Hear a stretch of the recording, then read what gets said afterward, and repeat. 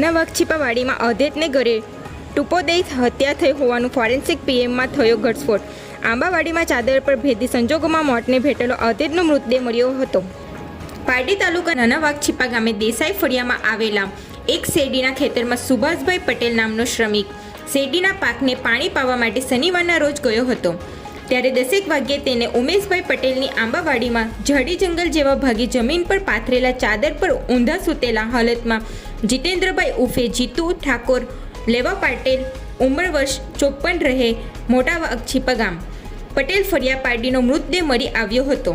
જીતેન્દ્રભાઈને જોતા તેમની ચહેરાની ચામડી કાળી થઈ ગઈ હોય અને ચહેરા પરનું લોહી પણ સુકાઈ ગયેલું હોય, જેને લઈ ઘટના સ્થળે પહોંચેલા પારડી PIGR ગઢવીને હત્યા થઈ હોવાની કેટલીક શંકાઓ ઉપજી હતી, જેને લઈ પારડી પોલીસ મૃતકને મૃતદેહનો કબજો લઈ સુરત ખાતે ફોરેન્સિક પીએમ કરવાનો નિર્ણય લીધો હતો અને સુરત ખાતે ફોરેન્સિક પીએમ કરાવતા પોલીસની શંકા સાચી ઠરી હતી અને પીએમ રિપોર્ટમાં મૃતકને ઘરે ટુપોદય અથવા માથાના ભાગે કંઈક મારવાથી માથામાં પહોંચેલી ગુપ્ત ઈજાને પગલે મોત નીપજ્યું હોવાનું બહાર આવતા પારડી પોલીસે રવિવારના રોજ સાંજે હત્યાનો ગુનો નોંધી તપાસ હાથ ધરી છે। હાલમાં તો આ હત્યા કોણે કરી અને શા માટે કરી એ ચર્ચાનો તથા તપાસનો વિષય છે, પરંતુ પારડી પીઆઈની ઝીણવટભરી તપાસને લઈ ટૂંક જ સમયમાં આ હત્યાનો ગુનો ઉકેલાઈ જશે એવું લાગી રહ્યું છે।